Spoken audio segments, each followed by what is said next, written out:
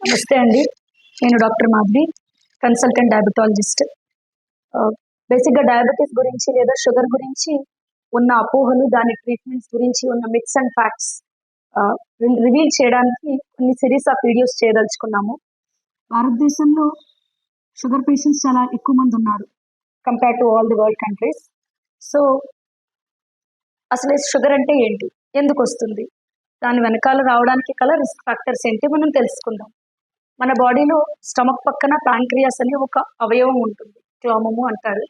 దాని నుంచి ఇన్సులిన్ అనే ఒక హార్మోన్ తయారవుతుంది. ఈ ఇన్సులిన్ హార్మోన్ మన బ్లడ్ లో షుగర్ లెవెల్స్ ని కంట్రోల్ చేయడానికి ఉపయోగపడే hormone.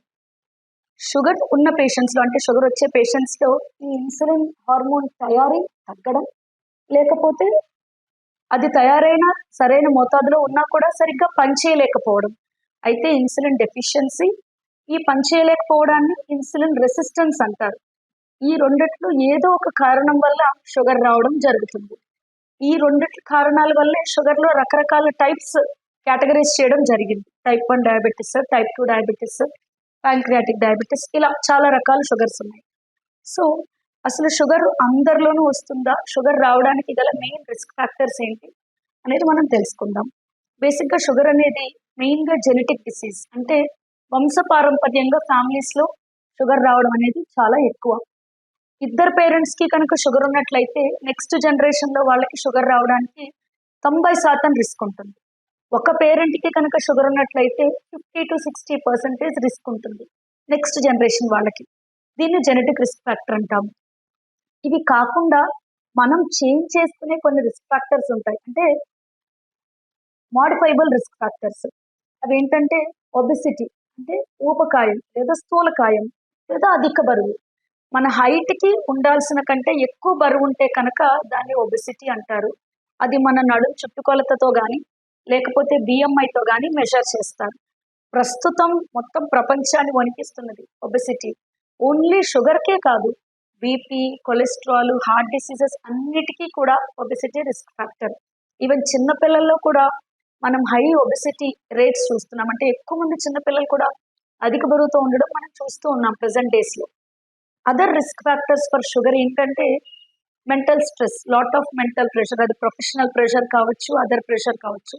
Lot of mental stress అనేది అంటే విపరీతంగా ఆలోచించడం. ఇది ఎక్కువ, అంటే మన కెమికల్ మన బాడీలో హార్మోన్ సిస్టమ్స్ ని చేంజ్ చేసేస్తుంది. లైక్ స్ట్రెస్ హార్మోన్స్ పెరగడం వల్ల ఇన్సులిన్ పనితీరు తగ్గిపోతూ ఉంటుంది. సో అదొక risk factor for sugar.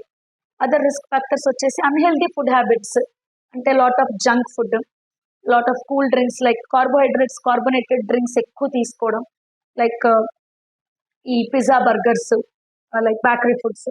Next irregular food habits, like time కానీ టైంలో తినడం, అర్ధరాత్రి భోజనం చేయడం, లేకపోతే మార్నింగ్ అసలు బ్రేక్ఫాస్ట్ స్కిప్ చేయడం. సో ఇలా ఇర్రెగ్యులర్ ఫుడ్ టైమింగ్స్ కానీ అన్హెల్దీ ఫుడ్ హ్యాబిట్స్ కానీ షుగర్ రావడానికి డెఫినెట్ గా మేజర్ రిస్క్ ఫ్యాక్టర్.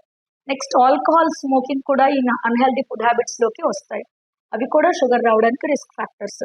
నెక్స్ట్ వచ్చేసి మన బాడీలో ఈ ఇన్సులిన్ తయారవ్వడం, ఇన్సులిన్ డెఫిషియన్సీ, సెక్రేషన్, ఈ జెనెటిక్ రిస్క్ ఫ్యాక్టర్స్ ని మనం మార్చలేకపోవచ్చు. కానీ ఈ మాడిఫైబుల్ రిస్క్ ఫ్యాక్టర్స్, అంటే స్ట్రెస్ లెవెల్స్ ని తగ్గించుకోవడం, ఫిజికల్ యాక్టివిటీని పెంచడం, ఒబెసిటీని కంట్రోల్ చేసుకోవడం, ఓవర్ వెయిట్ ని కంట్రోల్ చేయడం, ఫుడ్ హ్యాబిట్స్ చేంజ్ చేసుకోవడం, ప్రాపర్ స్లీప్ టైమింగ్ ని మెయింటైన్ చేయడం, ఈ హ్యాబిట్స్ ని కనుక మనం చేంజ్ చేసుకోగలిగితే షుగర్ రావడం కానీ లేకపోతే షుగర్ ని కంట్రోల్ చేసుకోవడం కానీ చాలా ఈజీగా చేయొచ్చు. అది మన చేతుల్లో ఉన్న పని.